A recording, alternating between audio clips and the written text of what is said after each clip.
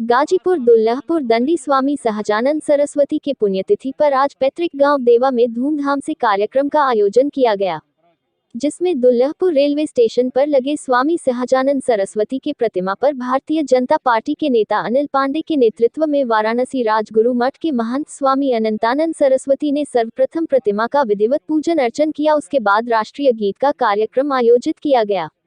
इस मौके पर लोगों को दंडी स्वामी सहजानंद सरस्वती के प्रकाश डालते हुए उन्होंने कहा कि स्वामी जी किसानों के मसीहा थे। उन्होंने कहा कि जिस देश प्रदेश में सन्यासी राजा हो उस देश का कभी बुरा नहीं हो सकता।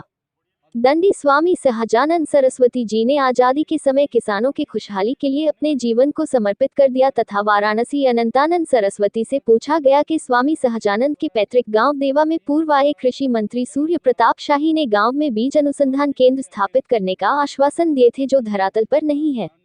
इस पर स्वामी अनंतानंद सरस्वती भड़क गए और पत्रकार को ही नसीहत दे डाली। उन्होंने कहा कि जब कृषि मंत्री आए थे तो हम भी मौजूद थे। उन्होंने कहा था लेकिन आप लोगों ने कितना ध्यान दिया और 1 ईयर्स 2 ईयर्स में कितने बार लिखा।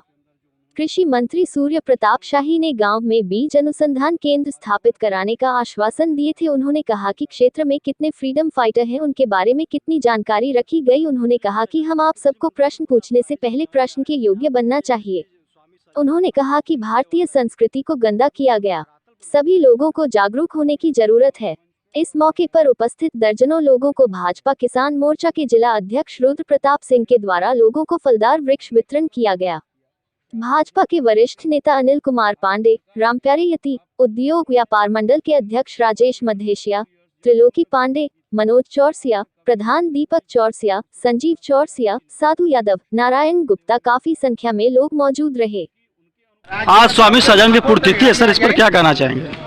स्वामी सहजानंद सरस्वती जगत गुरु जी भगवान कवि शंकराचार्य परंपरा के आज़ादी के आंदोलन के समय के शंकराचार्य पद प्रतिष्ठित होते हुए भी एक सन्यासी के नाते और भारत माता के आज़ादी के लिए जो उन्होंने संघर्ष किया है, निश्चित मानिए उस संघर्ष के फलीभूत हमारे प्रधानमंत्री के द्वारा जो आज़ादी का अमृत महोत्सव मनाया जा रहा है 1 वर्ष, ये जो इस वर्ष पूर्ण होगा, उसमें जो आज पुण्यतिथि के निमित्त कार्यक्रम किया गया वह अद्भुत और अवर्णनीय है।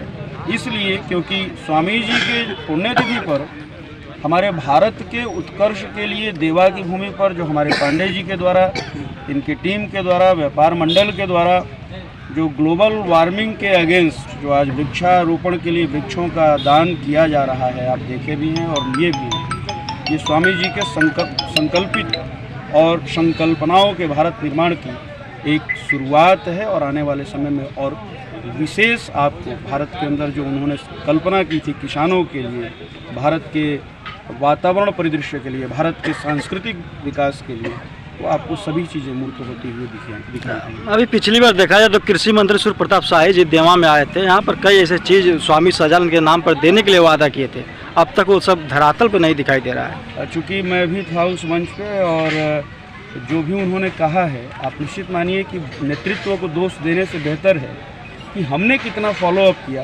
क्या आप मुझे बता सकते हैं? आप पत्रकार हैं, आप पत्रकारों ने अगर इन बिटवीन 1 ईयर्स या 2 ईयर्स जब भी उन्होंने घोषणा की थी, क्या आपने कभी इस विषय को लिखा कि सूर्य प्रताप शाही जी ने ये घोषणा की थी और देवा में वो कार्य हुआ या नहीं हुआ?